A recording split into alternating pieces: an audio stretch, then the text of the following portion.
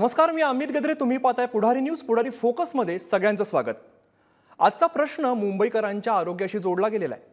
मागच्या काही दिवसातला हवेचा निर्देशांक हा चिंता वाढवणार आहे. इतकंच नाही तर मागच्या 5 वर्षांच्या तुलनेत प्रदूषणात दुपटीपेक्षाही अधिक वाढ झाली आहे. परिणामी मागच्या काही दिवसांपासून मुंबईकरांचा श्वास आता गुदमरतोय आणि दिवसागणिक परिस्थिती अधिकच गंभीर होताना दिसते. मुंबईच्या दवाखान्यांमध्ये गर्दी आता चांगलीच वाढली आहे, तर अनेक जण आजारपणाच्या उंबरठ्यावरती आहेत. या वाढत्या प्रदूषणामुळे मुंबईकरांचा जीव आता चांगलाच धोक्यात आलाय. मुंबईला प्रदूषणाच्या खाईत नेमकं कोण लोटतंय किंवा कोणते कोणते घटक याला कारणीभूत आहेत आणि पुढे जाऊन याचे काय गंभीर परिणाम होऊ शकतात याचा वेध घेऊया आजच्या पुढारी फोकसमध्ये.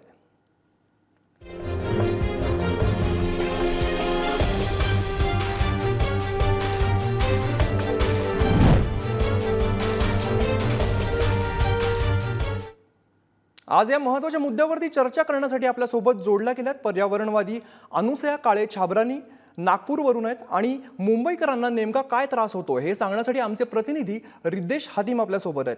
तर या सगळ्यावरती प्रशासन नेमकं काय करतंय हे सांगण्यासाठी ओमकार वाबळे आमचे प्रतिनिधी मंत्रालयातून जोडले गेलेले आहेत. सगळ्यांचं स्वागत आहे. अनुसयाजी, सुरुवातीला मी तुमच्याकडे येतो. प्रदूषण आता चांगलंच वाढताना आपल्याला दिसतंय. प्रदूषण वाढण्याची प्रमुख कारणं कोणती आहेत आणि प्रदूषण आटोक्यात आणणं हे कितपत कठीण आहे?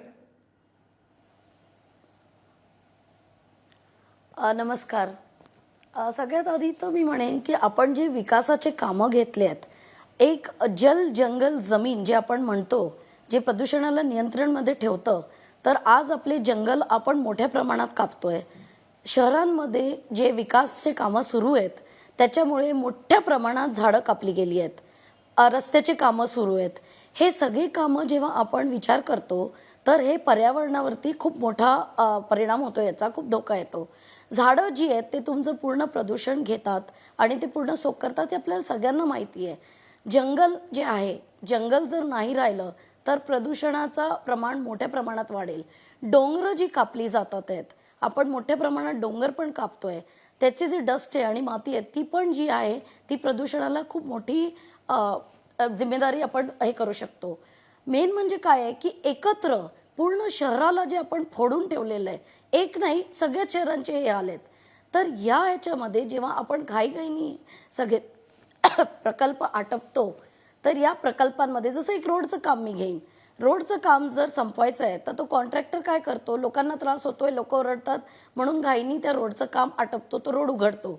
पण त्याला क्युरिंग जे आहे, त्याला पाणी टाकून ती डस्ट सेटल करणं जे आहे, हे सगळे परियोजना जे सांगितले गेले आहेत हे कधीच होत नाही. आपण सगळे कागदावरती बघतो, त्या कॉन्ट्रॅक्टरला वर्क कम्प्लिशन सर्टिफिकेट मिळून जातं, त्याच्यानंतर काहीच नाही. आज जर तुम्ही रोडवरचे प्लांटेशनची गोष्ट कराल तर जे प्लांटेशन्स करायचे आहेत ते पण कधी होत नाही. आपण मोठी झाडं कापतो, त्याच्या जागी रोपं लावतो. रोपं किती प्रदूषण त्यांच्यामध्ये घेतील हा खूप मोठा प्रश्न आहे.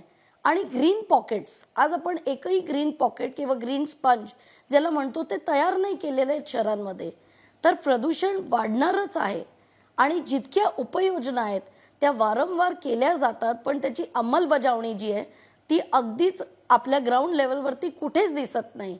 दुसरं म्हणजे सगळ्यात महत्त्वाची गोष्ट, जेव्हा हे प्रकल्प तुम्ही घेता तर लोक सहभाग ज्याला आपण म्हणतो तो कधीच नसतो. की लोकांना हे पाहिजे का, हा जो विकास जो आपण म्हणतो हे लोकांच्या पर्यंत पोहोचतो का, जनजागृती होते का, नाही. तर प्रदूषण आज नाही तर मोठ्या प्रमाणात येणाऱ्या काळात अनेक जास्ती वाढणार आहे. म्हणजे जर विकासाच्या मध्ये आपल्याला मास्क घालायला मिळतोय या सगळ्या प्रदूषणाने, तर मला वाटतं की आपल्याला विचार करणं गरजेचं आहे. कारण क्लायमेट चेंज हा जो आहे पहिलेच सुरू झालेला आहे आणि आज आपण जर विचार केला तर खरं तर क्लायमेट इमर्जन्सी आहे. पण तरीही आपण या उपयोजनांवरती काम नाही करत आहे आणि अजूनही हे सगळे प्रकल्प मोठ्या प्रमाणात घेतोय. आणि झाडं जे कापली जातात ते इतक्या मोठ्या प्रमाणात कापली जातात, ते सगळ्याच शहरांमध्ये सगळ्यात मोठी जिम्मेदारी तिथे येते. म्हणजे आपण स्टबल बर्निंग म्हणतो, गार्बेज बर्निंग म्हणतो, या सगळ्या गोष्टीवरती नियंत्रण नाही आहे. अगदी बरोबर आहे. पण जर आपल्याला नियंत्रण ठेवायचं आहे तर प्रशासनाने याच्यावरती काम करणं गरजेचं आहे लोकसहभागामधून. तर लोकसहभाग जो आहे तो कुठेच नाही आहे. जनजागृती अजूनही आपण कुठेतरी कमी पडतोय. नक्कीच अनुसयाजी, आता या संदर्भातच आपण बघूया की मुंबईची नेमकी प्रदूषण नगरी का होतीये. मुंबईच्या हवेचा स्तर वारंवार खालावतोय. गेल्या 5 वर्षात मुंबईतील प्रदूषण हे चांगलंच वाढलेलं आहे. मागच्या 5 वर्षांमध्ये मुंबईतील हवा हे दुपटीहून अधिक प्रदूषित झालेली आहे. तर मुंबई हे बेटांचं शहर असल्याने मुंबईचा AQI समुद्रावरून वाहणाऱ्या वाऱ्यावरती ठरतो. धूळ, हवेतील आर्द्रता, वाहनांमधून निघणारा धूर आणि कचऱ्याला लावलेली आग ही प्रमुख कारणं सांगितली जात आहेत. तर धूळ, हवेतील आर्द्रता, वाहनांमधून निघणारा धूर आणि कचऱ्याला लावलेली आग यामुळे प्रदूषण होत आहे. शहरातील विविध ठिकाणच्या बांधकामांमुळे सुद्धा मोठ्या प्रमाणात प्रदूषण होताना दिसतंय. रस्ते आणि मेट्रोच्या जाळ्यामुळे सुद्धा धुळीचं साम्राज्य आपल्याला मुंबईमध्ये पसरलेलं बघायला मिळतंय. तर शहरातील वाहनांची वाढलेली संख्या आणि कार्बन उत्सर्जन हे सुद्धा प्रमुख प्रदूषणाचं कारण मानलं जात आहे.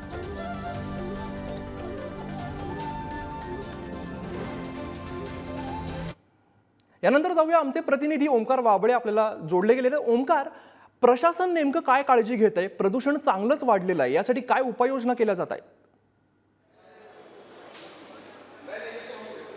अमित, अगदी आत्ता सकाळचा आपण एअर क्वालिटी इंडेक्स पाहिला तरी सुद्धा तो 172च्या पुढे असं दिसतंय. खरं तर हिवाळ्यामध्ये दरवर्षीच एअर पोल्युशनचा इश्यूज असतात, धुळीचे इश्यूज असतात, पण सध्या सरकारकडे यंत्रणा किती हा सगळ्यात महत्त्वाचा प्रश्न आहे. त्याचं कारण असं आहे की जर मुंबईपुरतं बोलायचं असेल तरी सुद्धा BMCकडे आत्ता मिस्ट याच्या संदर्भात जे मशीन्स आहेत जे फवारणी करतात, हे मशीन्स त्यांनी जे जुने मशीन्स घेतले होते ट्रॅक्टरला जोडून पुढे जाणारे तसे जुने मिस्ट मशीन्स आहेत. टोटल आत्तापर्यंत 8 ते 10च मशीन्स आहेत. मुंबई इतक्या मोठ्या शहरामध्ये 8 ते 10 मशीन्स खरंच सफिशियंट आहेत का? ते पण त्यावेळी कोरोनाच्या काळामध्ये सॅनिटायझर स्प्रे करण्यासाठी या मशीन्सचा वापर झाला होता. त्याच मशीन्स आत्ता वापरल्या जातात. नव्याने कंत्राटं निघतात त्या मशीन्ससाठी. ते अजून पूर्ण झालेलं नाहीये. दुसरीकडे महत्त्वाचा मुद्दा, आज वर्षावरती एकनाथ शिंदेने तातडीची ॲडमिनिस्ट्रेटिव्ह मिटिंग बोलवलेली आहे. अधिकाऱ्यांच्या बैठकीमध्ये ते या सगळ्याचा आढावा घेणार आहेत. सगळ्यात महत्त्वाचं, दरवर्षी दिवाळीच्या आधी प्रदूषण नियामक मंडळ एक सर्व्हे करत असतं आणि या सर्व्हेतून साधारण डेटा सरकारच्या हाती येतो आणि त्यानुसार मग कारवाई कशा पद्धतीने पुढे करता येईल किंवा कोणते प्रिकॉशन्स आपण घेऊ शकतो या सगळ्याचं एक ॲनालिसिस होतं. यावेळी झालं असं की आज वसुबारस आहे आणि आजच्या दिवशी पहिली बैठक लागली. याच्या आधीच्या ज्या बैठका होत्या त्या फक्त ॲडमिनिस्ट्रेटिव्ह लेवलवरती होत्या, पण मंत्री महोदयांनी घेण्याच्या ज्या बैठका असतात किंवा ज्या मंत्री महोदयांनी देण्याचे निर्देश असतात, यातली ही आजची तशी पाहायला गेलं तर मुख्यमंत्र्यांनी पहिली प्रदूषणावरती घेतलेली बैठक आहे.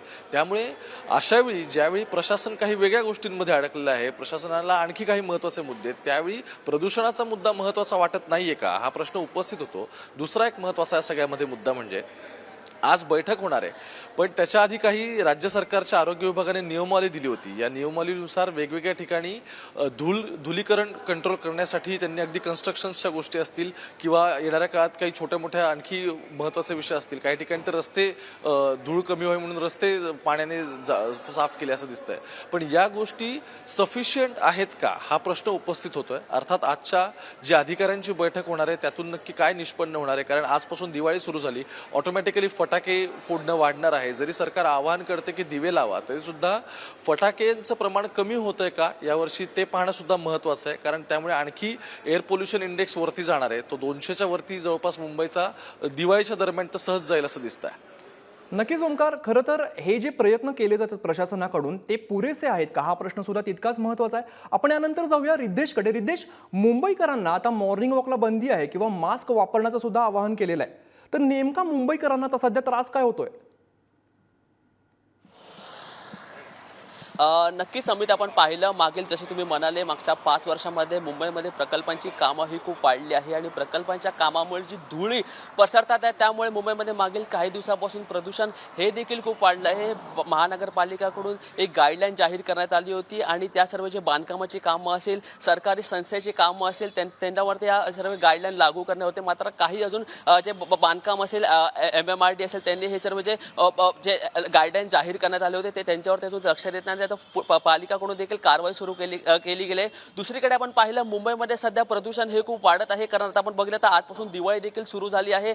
मोठ्या प्रमाणात जे लहान मुलं असतील ते फटाकडे वगैरे फोडतात, त्यांच्यामुळे ही जे प्रदूषण आहे ते देखील आता पुढे अजून वाढत जाणार आहे. तसंच मोठ्या प्रमाणात लोक गाडी देखील विक्री करतील दिवाळी निमित्त, ते प्रदूषण अधिक पुढे वाढत जाणार आहे. जे नागरिक आहेत त्यांच्याकडून देखील खबरदारी घेतली जाते. आजच्या वेळी जसं लॉकडाऊनच्या टायमाला कोरोनाच्या काळात जसं कोरोनापासून संरक्षण होण्यासाठी होण्यासाठी मास्क घालून फिरायचे. तसंच आता प्रदूषणपासून संरक्षण होण्यासाठी आता तर जे नागरिक आहेत ते आपल्याला रस्त्यावरती मास्क घालून फिरताना दिसत आहेत. त्यांच्याकडून देखील काळजी घेतली जात आहे. असं देखील मध्ये एक अहवाल सादर करण्यात आला होता, ज्यात असं सांगण्यात आलं होतं की मुंबईमध्ये आता जेवढं प्रदूषण आहे आणि एका वेळी एका माणूस 6 वेळा मद्य स्मोकिंग करणं हे सेम आहे, असं देखील मध्ये एक अहवाल समोर आला होता. म्हणून सध्या तरी मुंबईची जी प्रदूषणाची स्थिती आहे ती सध्या खूप गंभीर आहे. पालिकाकडून युद्ध पातळीवरती काम केलं जात आहे की या संपूर्ण प्रदूषणाला नियंत्रणमध्ये आणण्याकरता, आणि आज त्या संदर्भात बैठक देखील पार पडणार. दुसरी महत्त्वाची गोष्ट म्हणजे जे हॉस्पिटलमध्ये आता त्यासाठी एक स्पेशल वॉर्ड तयार करण्यात आलं आहे. जर एखादा व्यक्ती कुठल्या प्रदूषणमुळे जर त्याला आजार होत असेल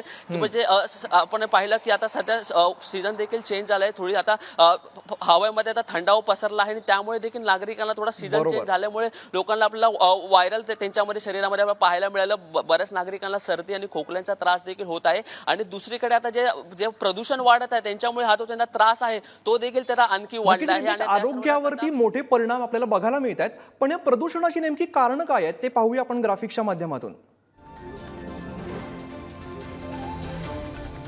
मुंबईत मोठ्या प्रमाणामध्ये सध्या बांधकामं सुरू आहेत. मेट्रोच्या अनेक मार्गांचं काम एकाच वेळी सुरू असल्याने माती आणि सिमेंटचे कण हे हवेमध्ये मिसळत आहेत. मेट्रोच्या खोदकामाचंही धुलीकण वाढण्यामध्ये मोठा वाटा आहे. तसंच अनेक पुलांच्या सुरू असलेल्या बांधकामाचाही फटका या हवेला बसतोय.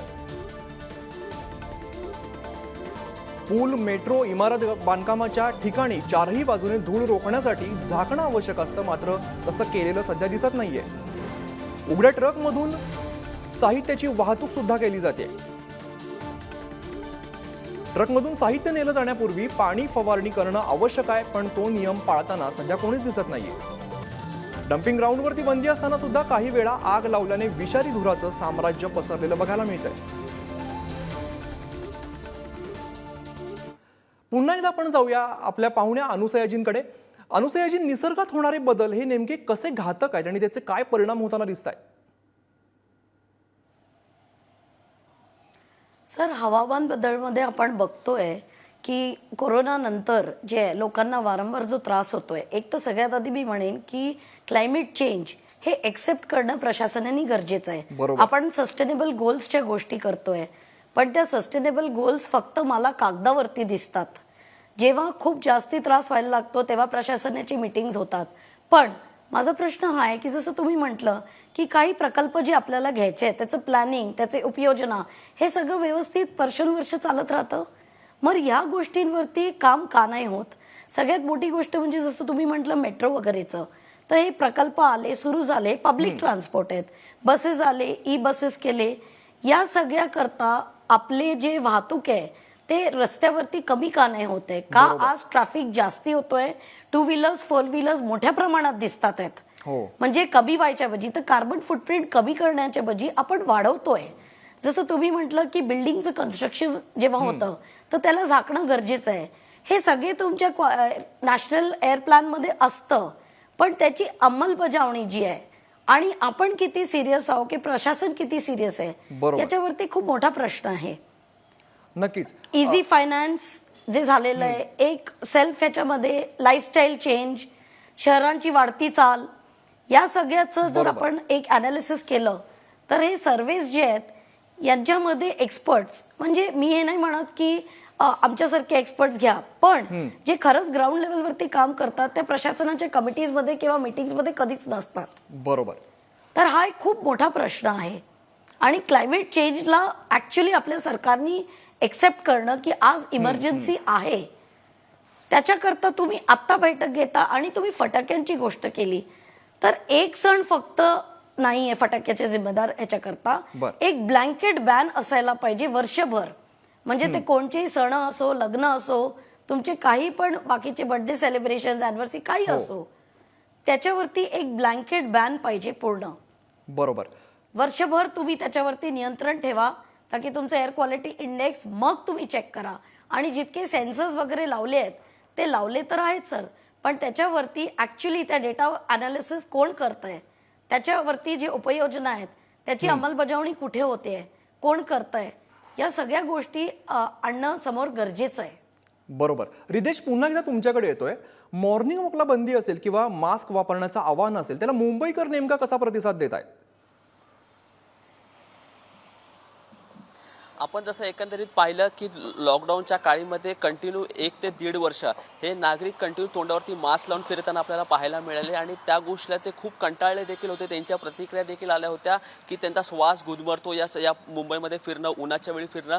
मात्र आता पुन्हा आता ज्याप्रमाणे प्रदूषण मुंबईमध्ये वाढत आहे तर नागरिकांना स्वतःची काळजी घेण्याची, स्वतःच्या हेल्थची काळजी घेण्यासाठी आता त्यांना पुन्हा मास्क लावायची आवश्यकता ही पडत आहे. सकाळी आपण पाहिलं मोठ्या प्रमाणात गार्डन असतील मुंबईमध्ये आपण पाहिलं तर शिवाजी पार्क झालं, या मरीन लाईन्स परिसर झालं, या परिसरात मोठ्या प्रमाणात जी नागरिक आहेत ते सकाळी मॉर्निंग वॉकसाठी निघतात. नागरिकांना एक अपेक्षा की सकाळी आपल्याला एक फ्रेश एअर ती आपल्याला अनुभवायला भेटेल. मात्र आता जी सध्याची परिस्थिती आहे, जसं आपण म्हणाला की मोठ्या प्रमाणात गाड्या वगैरे रस्त्यावर फिरत आहे, जागेवरती बिल्डिंगची प्रकल्पांची कामं सुरू आहे. त्यामुळे ते जो संपूर्ण आता मरीन लाईन्स आपण पकडलं तर मरीन लाईन्स जवळच कोस्टल रोडची कामं सुरू आहेत आणि तिकडे ते दिवस रात्र ही कामं सुरू आहेत आणि ती कामं सुरू आहेत त्यामुळे मोठ्या प्रमाणात धूळ इकडे पसरत आहे. तर आता जी मरीन लाईन्स जे नागरिक सकाळी जे फ्रेश एअर खायला येतात ते देखील त्यांना त्याचा अनुभवायला भेटत नाही. तर त्यांना देखील आता मास्क लावून सर्व आता इकडे मॉर्निंग वॉकसाठी यावं लागतं. दुसरीकडे आता त्यांची जर आपण सिच्युएशन बघितली सध्या तरी जे मुंबईमध्ये वाढतं प्रदूषण आहे त्यांच्यासाठी आता नागरिक देखील बरेच देखील आपल्याला कंटाळलेला पाहायला मिळत आहे. मात्र जे आता परत आपण पाहिलं तर दिवाळी येतेली नंतर तर लग्नाची सण देखील पुढे येणार आहे. तर त्या लग्नाच्या सणाच्या वेळी देखील मोठ्या प्रमाणात फटाकडे देखील फोडले जातात आणि त्यामुळे देखील आता जे प्रदूषण आहे ते आता ते दिवसांदिवस मुंबईमध्ये वाढत जात आहे. अमित, नक्कीच रितेश, जसं तुम्ही म्हणालात की प्रदूषण आता हे वाढताना दिसतंय, तर यातून मुंबईला वाचवायचं कसं हे पाहूया ग्राफिक्सच्या माध्यमातून. महानगरपालिकेकडून उपाययोजना करण्याचा प्रयत्न केला जातोय.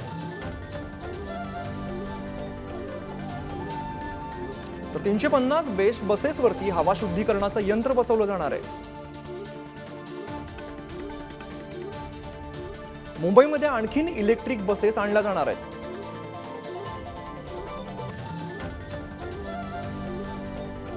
तर 30 वाहनांवरती स्प्रिंकलर्स आणि फॉग गन या बसवल्या जाणार आहेत. 10 ठिकाणी व्हर्च्युअल चिमणीची प्रणाली ही बसवली जाणार आहे. तसंच व्हर्च्युअल चिमणीच्या माध्यमातून हवेचा स्तर समजण्यास मदत होणार आहे. रेडीमिक्स कॉन्क्रीटच्या युनिट्सना महापालिकेने नोटिसा दिलेल्या आहेत. तर शहरातील उद्योगांना धुरांड्यांची उंची वाढवण्याच्या सूचना सुद्धा केलेल्या आहेत. फटाके फोडण्यावरती निर्बंध नाहीत, मात्र नागरिकांनी विचार करण्याचं आवाहन प्रशासनानं केलेलं आहे. पुन्हा एकदा अनुसयाची तुमच्याकडे येतो. प्रदूषण जे आहे ते एका रात्रीत वाढलेलं नाहीये, त्यासाठी अनेक गोष्टी कारणीभूत आहेत. आता यासाठी नेमकी कारणं कोणती आहेत आणि त्यासाठी उपाययोजना पर्यावरणवादी म्हणून तुम्ही काय सुचवाल? सर, सगळ्यात मोठं जे कारण आहे आणि जी उपाययोजना आपल्याला करायला पाहिजे ते म्हणजे झाडं. आपण सगळ्या शहरांमधली हिरवळ पूर्ण संपवतोय. जो आपला ग्रीन कव्हर आधी जो होता, आज जर मी नागपूरची गोष्ट करेन तर नागपूर 2nd नंबरमध्ये होतं ग्रीन कव्हर करता. आम्ही म्हणजे जाणले जायचो. आज आम्ही 28च्या वर गेलेलो आहे. हिरवळ पूर्ण संपवून तुम्ही कॉन्क्रिटीकरण जे पूर्ण करताय त्याच्यामध्ये प्रदूषण ह्याच्यामध्ये वाढणारच आहे. तुम्ही झाडं सगळे कापताय. झाडं जे आहेत ते सगळं पोल्युशन तुमचं सोक करतात. हे युनिव्हर्सल ट्रूथ आहे आणि हे जाणणं गरजेचं आहे की तुम्ही ग्रीन पॉकेट्स काही पण तयार नाही केले. जसं मी म्हटलं की तुम्हाला जर बांधकाम करायचं होतं तर ही उपाययोजना जी ग्रीन पॉकेट्स तयार करायची ही पहिले पाहिजे होती. आज तुम्ही कॉन्क्रिटीकरण सगळीकडे करताय. त्या कॉन्क्रिटीकरणामुळे प्रदूषण जे वाढलेलं आहे ते सगळ्या मोठ्या प्रमाणामध्ये सगळ्या शहरांमध्ये आहे. मुंबईचे हाल आणिक वाईट आहेत कारण मुंबईमध्ये हिरवळच नाही दिसत. कुठेही तुम्ही जा, तुम्हाला कुठेही झाडं नाही दिसणार. सगळी झाडं कापली गेली आहेत. तुम्ही मोठे मोठे झाडं जर कापाल तर तुम्ही प्रदूषण तर वाढवणारच आहेत. आज मी नागपूरची जर गोष्ट केली, जसं तुम्हाला सांगितलं, इथे हिरवळ गेली आहे. हे फक्त नागपूर किंवा मुंबईचं नाही तर देशाचे हाल आहेत.